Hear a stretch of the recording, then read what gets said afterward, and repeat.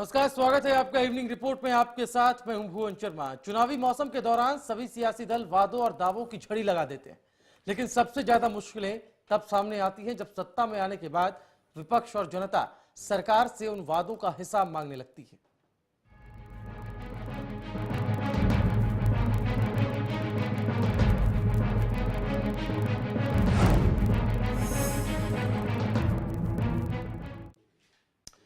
लंबे अरसे से अपने हक की लड़ाई लड़ रहे कंप्यूटर टीचर्स सीएम आवास का घेराव कर रहे हैं और मांगे पूरी न होने पर आर पार की लड़ाई के लिए आमरण अनशन पर बैठने का मन बना रहे हैं।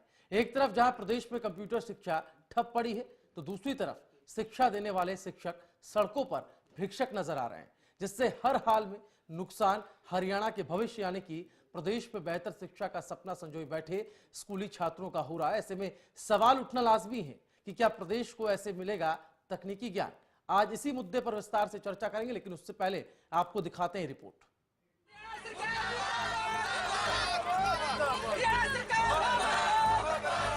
सरकार मुर्दाबाद के एक सुर में नारे लगाते ये लोग दरअसल कंप्यूटर टीचर्स हैं, जो प्रदेश सरकार को उनके किए वादे याद दिलाने के लिए हर संभव कोशिश कर रहे हैं।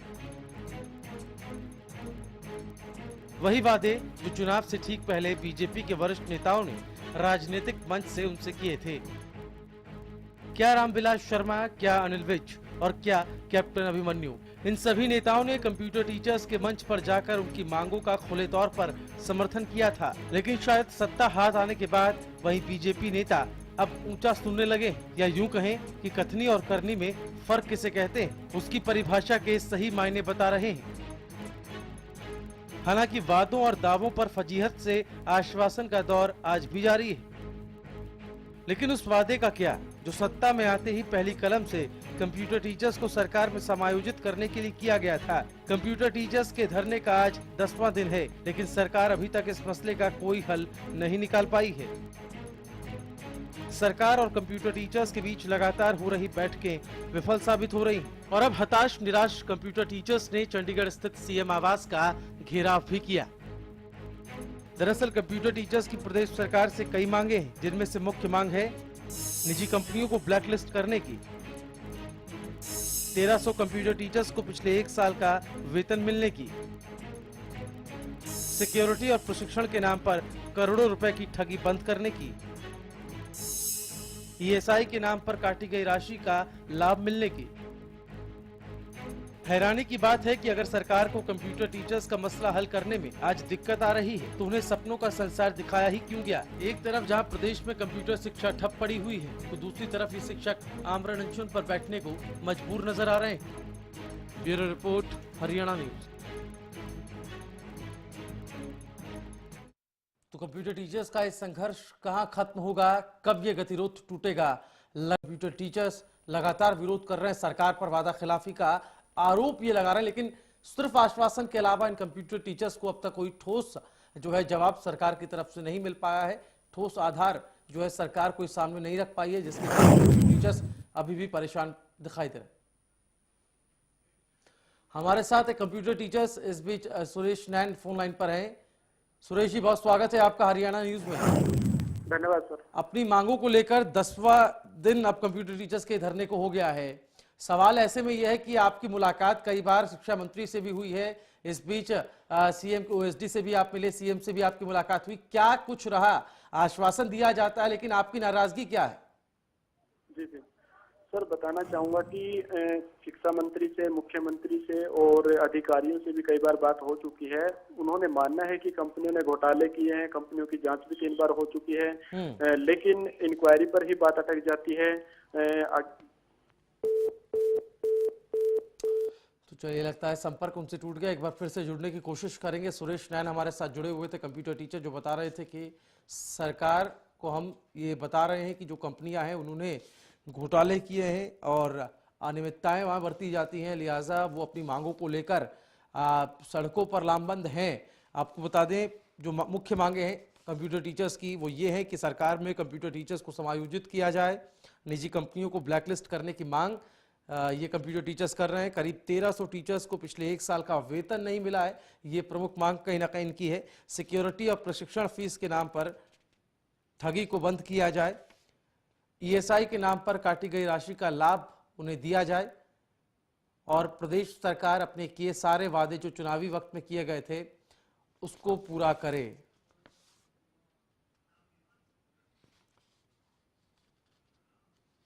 बलराम दीवान हमारे साथ कंप्यूटर टीचर्स यहां पर हैं। बलराम जी, बहुत स्वागत है आपका हरियाणा न्यूज में।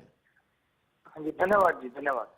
अभी हमारे साथ एक कंप्यूटर टीचर आपसे पहले जुड़े हुए थे, उनसे हमारा संपर्क टूट गया। सवाल हमारा ये था कि जो आपकी मुलाकात सरकारी अमले से हुई है, कुछ लोगों से हुई है जो सरकार का प्रतिनिधित्व करते हैं, चाहे वो मुख्यमंत्री हो मंत्री हो, आश्वासन आप लोगों को क्या मिलते रहे और आपको क्या उम्मीद दिखाई दे रही है? धरने का 10वां दिन आज हो गया है, लेकिन क्या आपको लगता है कहीं से एक ऐसी उम्मीद की किरण जिसमें आपको लगता हो कि आपकी मांगों पर सरकार ध्यान दे रही है? सर, उम्मीद की किरण तो कहीं से नजर आ नहीं रही, पर लेकिन अगर डिपार्टमेंट के अधिकारी जो डीएससी साहब हैं, अपने एमएल कौशिक जी हैं, टीसी गुप्ता जो एफसी हैं, और सीएम साहब हैं, ईएम साहब हैं, अगर वो चाहें, प्रशासन हमारी हेल्प करे, डिपार्टमेंट हमारी हेल्प करे, तो सोल्यूशन निकल सकता है। लेकिन ये सोल्यूशन निकालना नहीं चाह रहे, क्योंकि कंपनियों का करोड़ों रुपए का टर्नओवर है सालाना। ये सभी मिलके बंदरबांट करी हुई है, पैसा इन्होंने बीच में खाया है। डीएससी के अधिकारियों ने भी और जितने भी हमारे बड़े बड़े नेताओं हैं उन्होंने भी पैसा खाया है, तो कंपनी को वो टर्मिनेट करने में मजबूर है। तो नहीं, जिन मांगों को बलराम जी आप उठा रहे हैं, ये मांग दरअसल जब चुनाव हुए हरियाणा में विधानसभा के, तो भारतीय जनता पार्टी ने कंप्यूटर टीचर्स को भी आश्वासन दिया था और ये बात उनसे ये वादा किया था कि इन तमाम मुद्दों पर हम समाधान निकालेंगे, आपको न्याय जो है वो दिया जाएगा, आपकी मांगों को पूरा किया जाएगा। लेकिन आपको लगता है कहीं ना कहीं उन मांगों से, उन वादों से अब मुकरती नजर आ रही है सरकार? जी सर, बताना चाहूंगा, जैसे हमने पिछली सरकार में एजुकेशन किया था, तो हमारे इधर नक्सल पे रामविलास शर्मा जी, अनिल विज, कैप्टन अभिमन्यु, ओम प्रकाश धनखड़, ये सारे लोग आए थे और इन्होंने यही आश्वासन दिया था कि ये जो आईसीटी प्रोजेक्ट के थ्रू आप कंपनियों से लगे हुए हो और आप लोगों को ये कंपनियां शोषण कर रही हैं, आप लोगों को परेशान कर रही हैं, तो जैसे ही हरियाणा में भाजपा की सरकार आएगी तो हम आपको डिपार्टमेंट का कर्मचारी बनाएंगे, रेगुलर बनाएंगे। हम लोगों ने इनको रेगुलर की डिमांड भी नहीं करी थी, लेकिन इन्होंने हमारे को बोला कि आप लोगों को हम रेगुलर करेंगे कि अगर हरियाणा में भाजपा की सरकार आती है। तो हमने हरियाणा में भाजपा की सरकार लाने में दिन रात एक किया जी, अपना जितना भी नियर डियर रिश्तेदारों की सबकी वोटें डलवाई है, लेकिन हम लोगों के साथ इतना बड़ा धोखा इन्होंने किया है कि हम आज भी सड़कों पे पड़े। बलराम जी, एक बहुत महत्वपूर्ण पहलू आप उठा रहे हैं। आप कह रहे हैं कि रेगुलर करने की मांग सरकार, जो भारतीय जनता पार्टी थी और जो अब सत्ता में है, उसने आपसे की थी, आपने ये मांग नहीं उठाई थी और आपको ये आश्वासन दिया गया था, लिहाजा आपने अपना पूरा समर्थन बीजेपी को दिया। अब सत्ता में बीजेपी आ गई है, अब जो आपकी मांगे हैं सिलसिलेवार तरीके से हम ये बता भी रहे हैं लोगों को कि जो मांगे आप उठा रहे, चाहे वेतन न मिलने की मांग हो या फिर निजी कंपनियों को ब्लैकलिस्ट करने की मांग, कंप्यूटर टीचर्स को सरकार में समायोजित करने की मांग हो, तमाम मुद्दों पर आप जोर दे रहे हैं। आपने मुलाकातें भी मंत्रियों से की है। मैं आपसे ये जानना चाह रहा हूं, जब मुलाकात होती है तो उस मुलाकात के बाद क्या कुछ आपको आश्वासन मिलता है? मुख्यमंत्री मनोहर लाल खट्टर से आपकी मुलाकात हुई, उसके बाद आपको क्या कुछ आश्वासन मिला और क्या एक मियाद तय नहीं की जाती? क्या इस समय अवधि के अंतर्गत आपकी इन मांगों को पूरा कर लिया जाएगा या इतने प्रतिशत मांगों पर ध्यान दिया जाएगा? जी, मैं यही बताना चाहूंगा कि जैसे मनोहर लाल खट्टर जी से हम मिले हैं, अब मेरे पॉइंट ऑफ व्यू से मनोहर लाल खट्टर जी को हमारा पूरा मैटर नहीं पता। हम लोग कैसे आए हैं, थ्रू कंपनी आए हैं या हमारा कैसे टेस्ट हुआ है, उनको पूरा मैटर ही नहीं पता और उनके पास इतना टाइम भी नहीं है कि वो हमारा मैटर सुन सके। वो तो सिर्फ हाय हैलो में बिजी है और सिर्फ हमारा डिमांड लेटर लेते हैं, अपने पीए को दे देते हैं, फिर डिमांड लेटर लेते हैं, फिर अपने पीओ को जवाहर यादव जी को, ओएसडी को दे देते हैं, फिर उस पर कोई कार्रवाई नहीं होती। तो मतलब कि इनको अनुभव नहीं है, हमारे मुद्दे का अनुभव नहीं है मनोहर लाल खट्टर जी को कि कैसे सिस्टम को चला रही है सरकार। मतलब सीएम पद की पूरी जिम्मेवारी मेरे पॉइंट ऑफ व्यू से उनके ऊपर नहीं है। अगर सीएम पद की जिम्मेवारी उनके ऊपर नहीं है तो फिर क्या सरकार आगे बढ़ पाएगी, क्या देश का भविष्य कैसे बन पाएगा? शोषण मुक्त एक समाज क्रिएट करना चाहते हैं कि शोषण मुक्त एक समाज बनाएंगे। शोषण करने वाली कंपनियों को तो वो टर्मिनेट कर नहीं पा रहे, उनके तो आगे वो निहत्थे खड़े हैं, तो वो कैसे शोषण मुक्त समाज को क्रिएट कर पाएंगे? कैसे वो बेटी बचाओ बेटी पढ़ाओ का नारा लगा रहे हैं देश भर में जोरों शोरों से? वो तो यहाँ आके देखेंगे देश भर की, प्रदेश भर की हमारी जो कंप्यूटर टीचर महिलाएं हैं वो कितने इस शोषण से पीड़ित है, कितनी परेशान है, वो सड़कों पे आज भी बैठी हैं। हम लोगों का एजुटेशन क्यों करने का वो बनता है, मन बढ़ता है, ये लोग हम लोगों से करवाते हैं। और इस चीज के सिस्टम ही बिल्कुल करप्ट है, इस सिस्टम के खिलाफ हमारी लड़ाई है। चलिए हम लोग अपना बलराम जी, आपकी इन सुरक्षित नहीं तमाम करना सवालों पर, आपकी तमाम नाराजगी पर हम जवाब लेते हैं। बीरेन चौहान हमारे साथ बीजेपी से जुड़ गए हैं। बीरेन जी, बहुत स्वागत है आपका हरियाणा न्यूज में। कंप्यूटर जी, टीचर्स शुक्रिया। आज भी लामबंद है, 10वां दिन धरने को हो गया है। आरोप सीधा सीधा कंप्यूटर टीचर्स आप पर ये लगा रहे हैं कि आपकी सरकार ने उनसे वादा खिलाफी की है। उन्होंने जो जो बातें मांगे चुनाव के दौरान सामने रखी थी, कहा यह गया था कि इन सब मांगों को पूरा किया जाएगा, लेकिन सत्ता में आने के बाद सिर्फ आश्वासन ही मिला है, कोई ठोस कार्रवाई नहीं हो रही। देखिए, जहां तक मेरे पास जो जानकारी है वो ये है कि संवाद सरकार के साथ इनका जारी है। वो संवाद शुरू करता है, टूट भी जाता है। इनका अपना पक्ष है, सरकार की अपनी कुछ व्यवस्थाएं हैं, कुछ स्थितियां हैं। उन दोनों के बीच में से कोई रास्ता निसंदेह बातचीत में से निकलेगा। तो मेरा तो यही कहना है कि कुछ मुद्दों पर एडमेंट हुए बिना अगर ये जो धरने पर बैठे हुए जो हमारे साथी हैं, ये सरकार के साथ सकारात्मक संवाद में एंगेज हों, क्योंकि बातचीत से ही मसले सुलझते हैं और बातचीत से बेहतर कोई तरीका नहीं है। आंदोलन का रास्ता तो ये पहले भी अपनाए हुए थे और ये सब जानते हैं, सारा प्रदेश जानता है कि इनकी जो समस्या है ये पिछली सरकार की देन है जी, और बड़ी जटिल सी परिस्थिति पिछली सरकार पैदा करके गई है। ठीक है। नहीं बीरेन चौहान जी, वो बात जायज है कि एक सकारात्मक बातचीत जो है होनी चाहिए, लेकिन यहाँ पर नाराजगी समय अवधि को लेकर के भी है। एक टाइम फ्रेम नहीं दिया जा रहा है, लिहाजा कब तक ये कंप्यूटर टीचर्स वेट करें, इनको ये नहीं पता है। देखिए, मैं आपको बता रहा हूं कि पिछली सरकार की पैदा की हुई जटिलता है और जटिलताएं चुटकियों में नहीं सुलझा करती। बहुत जल्द मैं तो यही कहूंगा कि इनकी समस्या का समाधान होना चाहिए। मैं तो इस मामले में इनके साथ खड़ा हूं, अपने आप को पाता हूं। प्रदेश में कहीं भी कोई आंदोलन पे क्यों बैठे, प्रदेश के हर नागरिक की समस्याओं का, ये भी नागरिक है, हर एक नागरिक की समस्या का समाधान होना चाहिए। नहीं, अगर बीरेन चौहान जी, अगर सरकार की तरफ से सकारात्मक रुख होता तो एक मंत्री से मुलाकात कर जो आश्वासन उन्हें मिलता उसी में ये लोग संतुष्ट हो जाते। यहाँ तो तमाम मंत्रियों से मुलाकात हो चुकी है, ओएसडी से मुलाकात हो चुकी है, मुख्यमंत्री से मुलाकात हो चुकी है, लेकिन उसके बावजूद रजिस्ट्रेशन आज भी जारी है।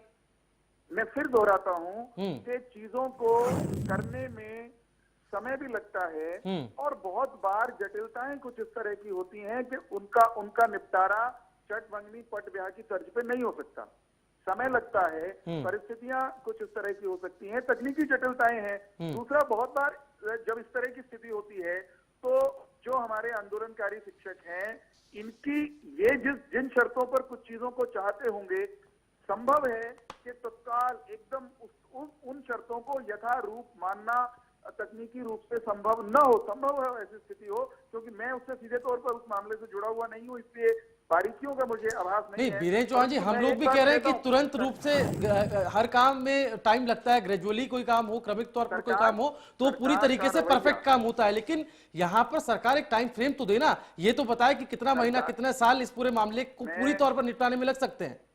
मैं तो सिर्फ देखिए, सरकार की ओर से तो सरकार के कोई आला अधिकारी ये बात कहें टाइम फ्रेम वो दे सकते हैं, मंत्री महोदय दे सकते हैं, परंतु पार्टी के पदाधिकारी के नाते मैं ये बात फिर से दोहराना चाहूंगा कि इस सरकार का जो रवैया है वो हरियाणा के हर नागरिक की समस्या का समाधान करने का है। और मैं अभी भी बहुत सकारात्मक लिहाज से सोचता हूँ, मैं बहुत होपफुल हूँ कि इनकी समस्या का इनके मन के अनुकूल और नियमों का जो दायरा है उसमें रहते हुए थोड़ा बहुत जहां हेरफेर करने की आवश्यकता हो वो करते हुए भी इनकी समस्याओं का निराकरण होगा, जल्द हो जाएगा, मैं आशावान हूं। चलिए, मेरे साथ बलराम है, कंप्यूटर टीचर है, कंप्यूटर टीचर बलराम हमारे साथ है। बलराम जी, बीरेन चौहान को आपने सुना, भारतीय जनता पार्टी के प्रदेश प्रवक्ता वो है, क्या कुछ आप बोलना चाहेंगे उनके इन बयानों पर? देखो जी, ये चौहान साहब अभी जुड़े हुए हैं, इनको बीजेपी सरकार ने चाबी पर रखी है कि बीजेपी सरकार के खिलाफ कुछ नहीं बोलना, कि आपने ये काम करना है वो काम करना। हम भी 2 महीने पहले यही नारा लगा रहे थे कि बीजेपी सरकार के खिलाफ कुछ नहीं बोलना, बीजेपी अच्छे दिन लेके आएगी, अच्छे दिन लेके आएगी। चौहान साहब से एक क्वेश्चन है कि वो जो बड़े बड़े नेता अनिल विज, कैप्टन अभिमन्यु, ओम प्रकाश धनखड़, रामविलास शर्मा जी आज कैबिनेट मंत्री में बैठे हैं, वो हमारे बीच में हाथ जोड़ जोड़ के बैठे हुए थे जब हम जंतर मंतर पे थे। हम लोगों को ना ये बोला है कि आप हमारा समर्थन करो, भाजपा में सरकार लेके आओ। हम लोगों ने उनसे ये बोला था कि हमें हमारा न्याय दिलवा देना, कंपनियों को टर्मिनेट करवा देना, आप आईसीटी प्रोजेक्ट हरियाणा का सीबीआई जांच करवा देना। उन्होंने हमें आश्वासन दिया कि आपको हम रेगुलर बनाएंगे, बड़े बड़े आश्वासन दिए, चिकनी चौकड़ी बातें करी, हम लोगों ने उनको चलिए समर्थन बातें किया। बहुत सारी की गई चुनाव के दौरान में वोट पाने के लिए। कहीं ना कहीं एक लोकतांत्रिक प्रणाली में ये होता है कि वादे तो किए जाते हैं चुनाव के दौरान, लेकिन उन वादों को कितना अमल किया जाता है ये खींच कहीं ना कहीं वीरेंद्र चौहान जी बनी हुई है। मैं वापस लौटूंगा, इस सवाल का जवाब मैं आपसे लूंगा। वादों पर सरकार अब गिरती नजर आ रही, जो वादे कंप्यूटर टीचर्स के साथ किए गए थे उनको जो है वो पूरा नहीं किया जा रहा। कंप्यूटर टीचर्स का साफ तौर पर आरोप है कि वादा खिलाफी सरकार कर रही है। 10वां दिन आज कंप्यूटर टीचर्स के धरने का हो गया। एक छोटा सा ब्रेक ले रहे हैं, जल्द होंगे हाजिर।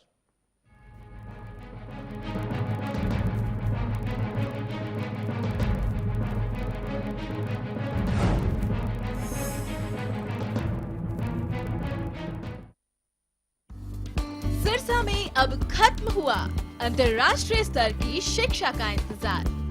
MDLR ग्रुप लेकर आए हैं MDK इंटरनेशनल स्कूल। हरियाणा के हरित क्षेत्र सिरसा में विश्व स्तरीय शिक्षा की खास पहचान। MDK international school Cambridge university London से जुड़े सिरसा के इस पहले रेसिडेंशियल कम डे बोर्डिंग स्कूल के डायरेक्टर हैं कैम्ब्रिज एग्जाम्स के आकलनकर्ता मिस्टर लॉरेंस फ्रे।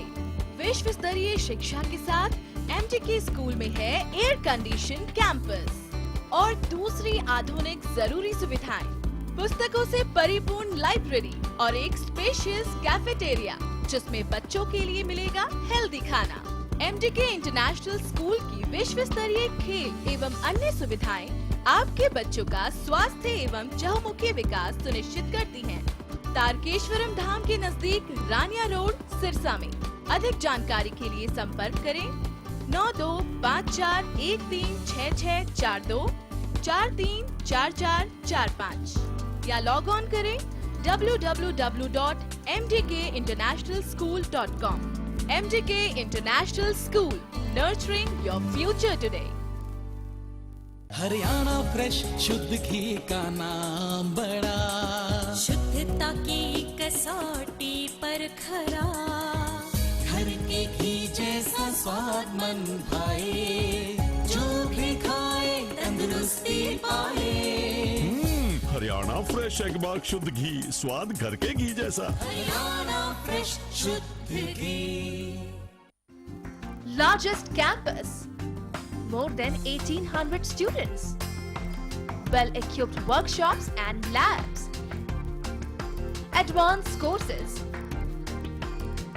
more than 30 PhD holder and experienced faculties. For more information, log on our website.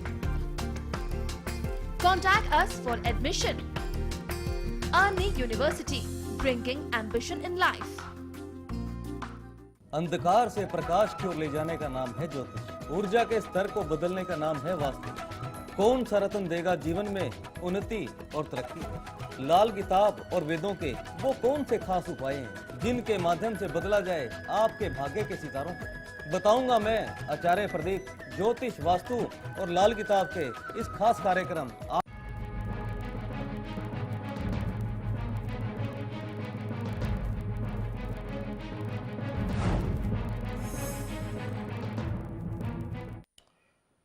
Break के बाद इवनिंग रिपोर्ट में आपका एक बार फिर से स्वागत है। इवनिंग रिपोर्ट में आज हम बात कंप्यूटर टीचर्स की कर रहे हैं, जो लगातार अपनी मांगों को लेकर धरने पर है। 10वां दिन उनके धरने को हो गया है। आज सीएम आवास घेरने का पूरा कार्यक्रम उनका है और ऐसे में सवाल ये है कि आखिर इन कंप्यूटर टीचर्स की मांगों पर कब अमल किया जाएगा, कब इनकी मांगों को पूरा किया जाएगा। जो वादे इनके साथ किए गए थे, इनके लिए किए गए थे, उन वादों को कब पूरा किया जाएगा। हमारे साथ बीजेपी से वीरेंद्र चौहान फोन लाइन पर है।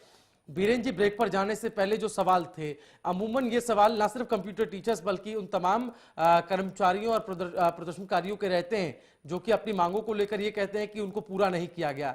उम्मीद इन लोगों को ये रहती है कि सत्ता में जब सत्ता परिवर्तन होगा, जब नया दल सत्ता में आएगा तो वो कोई आमूलचूल परिवर्तन जो है उनकी मांगों पर तुरंत करेगा। इस बाबत आपका क्या कुछ स्पष्टीकरण है?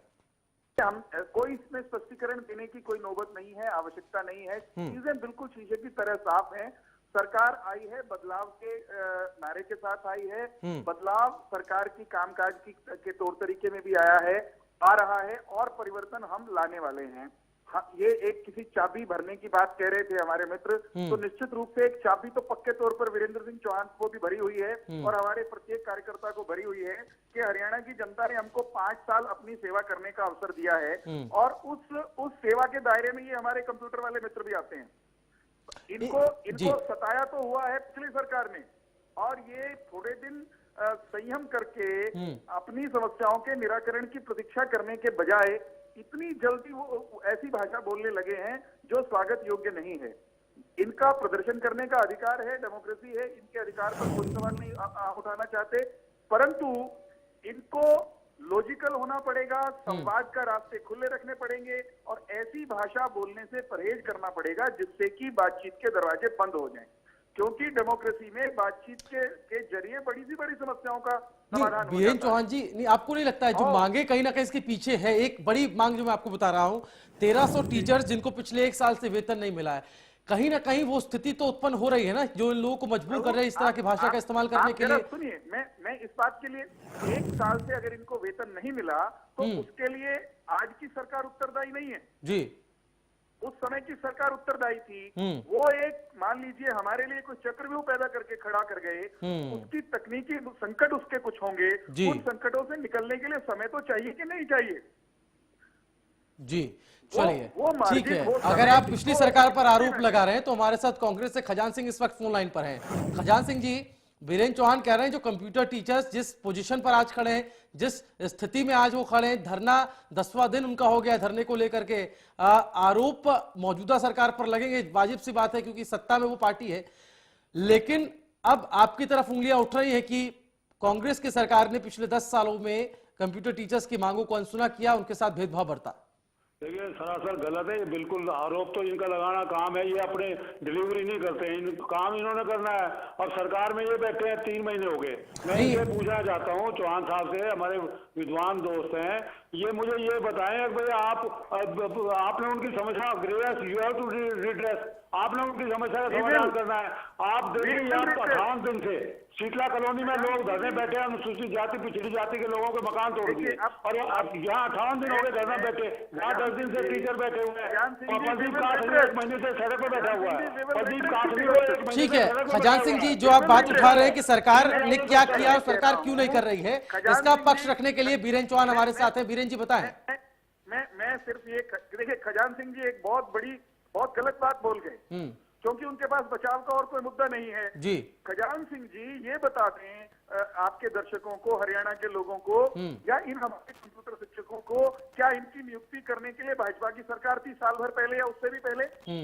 निश्चित तौर पर इनकी चौहान साहब कांग्रेस सरकार ने इनको रोजगार दिया था, इनको इनकी तनख्वाह दी थी, ये तो आपने 3 महीने से पिछले 1 साल से वेतन नहीं मिला है। खजान सिंह जी, पिछले 1 साल से वेतन नहीं मिला, इसका जिम्मेदार कौन है? इनको रोजगार दिया था, वेतन दे रहा, ब्लैकलिस्ट करने की मांग, ये कंप्यूटर टीचर्स निजी कंपनियों को ब्लैकलिस्ट करने की मांग उठाते रहे। चौहान साहब आप सत्ता में हो, 3 महीने से आप गुस्से बैठे हो, आपकी ड्यूटी बनती है, जो कर्मचारी करी है, हम इनकी समस्याओं का निराकरण करेंगे, परंतु चौहान साहब 1 महीने से प्रदीप काठनी सड़क पर बैठा हुआ है विदाउट पोस्टिंग ऑर्डर। चलिए वीरेंद्र चौहान जी, मेरा आखिरी सवाल आपसे है, वक्त इतना ही रहेगा लेकिन आखिरी सवाल मेरा आपसे है, आपको नहीं लगता है चुनाव के दौरान ये कंप्यूटर टीचर्स हमारे साथ पहले भी जुड़ते रहे, एक शब्द इस्तेमाल करते हैं लोग कि हमारे साथ जो हमें वादे किए गए थे चुनाव के वक्त कि तुरंत आपके मांगों पर, आपके जो मुद्दे आप उठा रहे हैं उस पर कार्रवाई की जाएगी, अब ये कहा जा रहा है कि मुख्यमंत्री को दरअसल पूरा मामला नहीं पता है,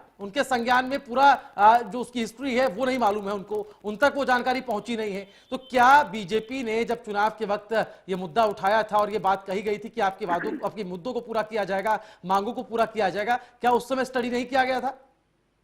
देखिए, जहां तक मेरी जानकारी है, मोटे तौर पर इनका जो संकट था, इनके साथ जो गड़बड़ झाला धोखाधड़ी पूर्व की सरकार के कारण हुई थी, वो मोटे तौर पर भारतीय जनता पार्टी के नेताओं को, हम सब लोगों को उसका एहसास है। परंतु आपको जब उसका निराकरण करना होता है, बीमारी क्या है ये समझ में आ गई, लेकिन उसके इलाज का तरीका क्या हो, इसके लिए कुछ समय चाहिए। नहीं, कितना समय चाहिए, यही समय की भी मांग वो लोग कर रहे हैं कि समय कितना लगेगा। मैं पार्टी के प्रवक्ता के नाते एक बात कह सकता हूं कि इनकी बात अगर किसी कारण से कहीं नहीं ठीक जगह पहुंच पा रही है, स्वयं अगर इनको ये लगता है कि मुख्यमंत्री महोदय तक नहीं पहुंची, तो मैं एक कड़ी के रूप में काम करने के लिए तैयार। बहुत शुक्रिया वीरेंद्र चौहान जी आपका, बीजेपी से हमारे साथ जुड़ने के लिए, अपना पक्ष रखने के लिए बहुत शुक्रिया। आप हमारे साथ जुड़े, खजान सिंह जी आपका भी, और हमारे साथ कंप्यूटर टीचर्स भी कुछ जुड़े थे, उनका भी बहुत शुक्रिया। तो यहाँ पर लब्बो लुबाब आज के इस पूरी चर्चा का ये रहा कि सरकार का अपना एक पक्ष है, उसका कहना है कि कुछ तकनीकी खामियां हैं जिसको दुरुस्त करने के लिए थोड़ा वक्त लगेगा। हालांकि वक्त कितना लगेगा ये बताने में सरकार यहां पर सक्षम नजर नहीं आ रही है। इसी के साथ इवनिंग रिपोर्ट में फिलहाल मेरे साथ इतना ही। हरियाणा न्यूज पर खबरों का सिलसिला आगे भी लगातार जारी है। नमस्कार।